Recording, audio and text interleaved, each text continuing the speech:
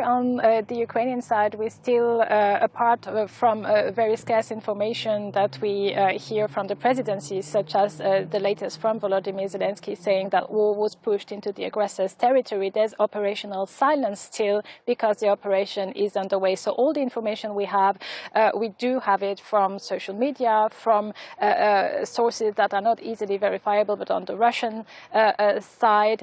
So at least this gives us an indication that it is indeed still ongoing. Thousands of Ukrainian soldiers are still fighting, are still trying to advance within Russian territory. And indeed, this is very much felt by Russia. We see the chaos that this has created in border regions, not only in Kursk, but also in neighbouring Belgorod, in neighbouring Bryansk region as well. There have been reports on the Russian side of more soldiers coming into Russian territory in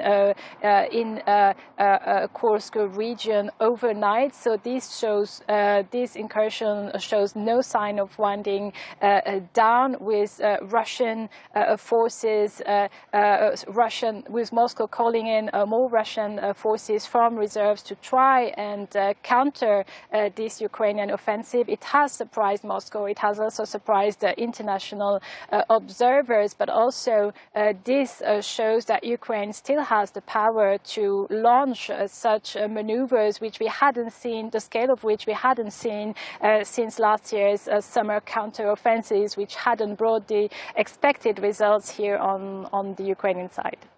Well, in the meantime, Russia continues to strike Ukraine, and there were fresh missile strikes in Kramatorsk, where you are. Could we say that's a part of a larger scale attack by Moscow?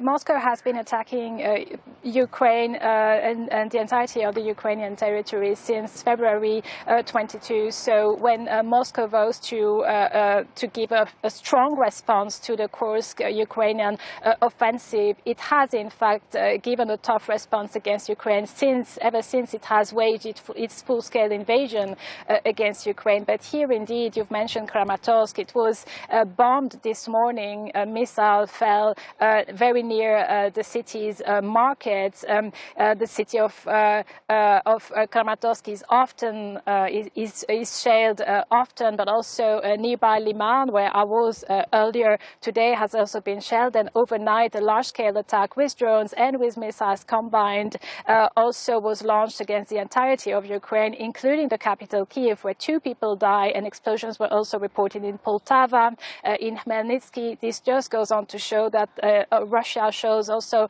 no signs of stopping its war of aggression against Ukraine.